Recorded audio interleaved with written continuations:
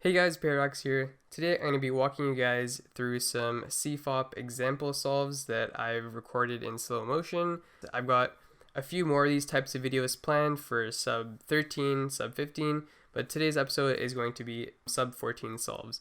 So let's get right into it. The first solve here we have, you can see the scramble on the top, so if you want to follow along you can.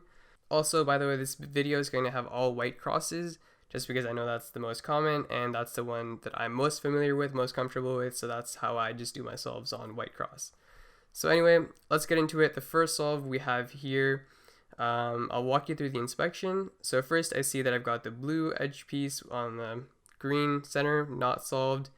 I've got the orange cross piece on the red center, it is in the bottom layer.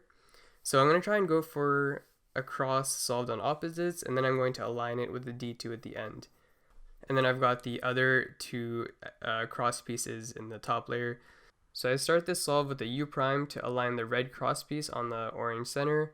And I insert the blue, bring the red in, and then that perfectly aligns the green edge piece on the right side of the red so that I can easily insert that. And now all four edges are solved, and I align it with the D2.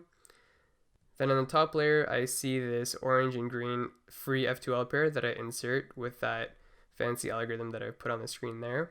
I'm going to go for the blue and orange right there and just insert that once I find it.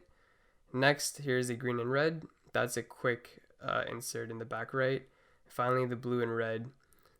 These last two F2L pairs weren't too bad for the look ahead, but I got stuck on the second pair. Now here's just this OLL algorithm that I'm going to apply for this case. I'll leave a link to my OLL and PLL videos in the description if you guys want to look up these algorithms. And finally, I end off with a T-perm and align the last layer. Alright, so that solve wasn't too bad. There's just a bit of slowness in the look ahead. Alright, now moving on to the second solve.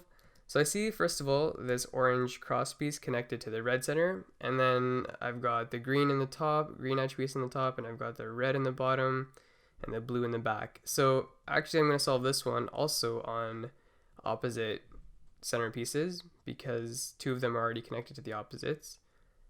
And I start off with inserting the blue one already at the very back, and then I bring the green one over, so as I bring the orange down, it'll connect to the blue. Once I insert the green, it will align the red for me, which I've inserted with an L, and now there's my cross. That was a sub-2 cross, not too bad.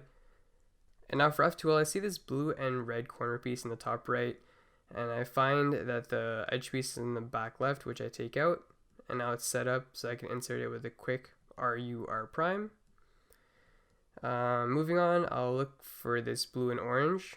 It takes me a while to see that, but that's a quick insert in the back left, like that.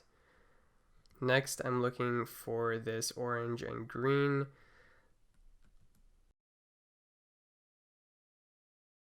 And finally, I'm going to end off with a simple hide the corner piece, bring the green and red behind it, and insert that F2L in the front left. Alright, now on OLL, I'm just going to apply this quick algorithm. Last layer, there's not much to talk about. I guess it's just a good example to see how I would finger trick these at a decent speed. But anyway, I end off with a U-perm, which I've actually managed to mess up there almost. Oh yeah, this actually ends in a +2. So yeah, this is a +2 solve, but let's just pretend that didn't happen and it would have been a sub-14. Alright, now moving on to the final sub-14 solve of this video. So this cross has the blue edge piece already solved.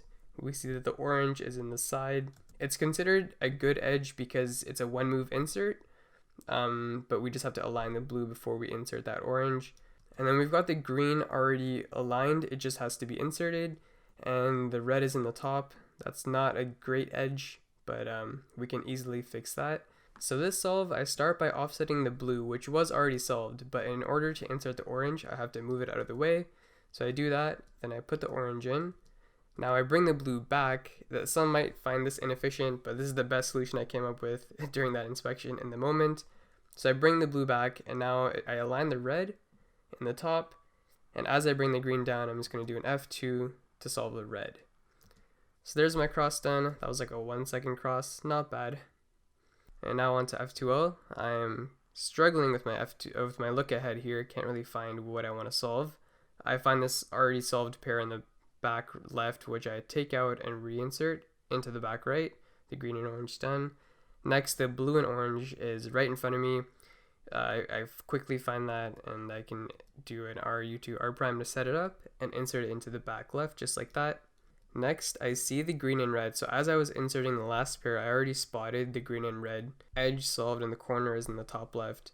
So that's why it didn't take me very long to start this pair. I take the edge out, set that up, and reinsert it. And finally, the blue and red is the same as that blue and orange case.